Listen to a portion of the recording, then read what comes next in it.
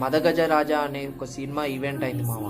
Event in the sense వాళ్ళు ఆ movie promotions చేయడానికి అని చెప్పేసి ఒక ప్రెస్ మీట్ పెట్టడం జరిగింది.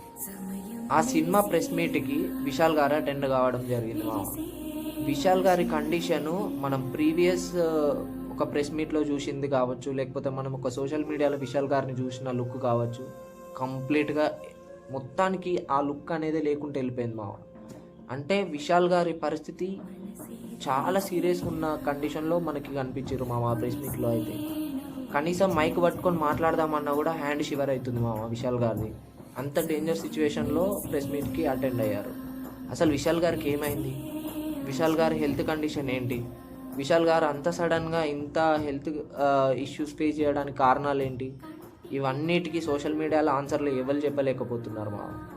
యాక్చువల్గా ఏంటంటే అంటే విశాల్ గారికి డెంగ్యూ ఫీవర్ రావడం జరిగింది. డెంగ్యూ ఫీవర్ వచ్చి దానివల్ల అతను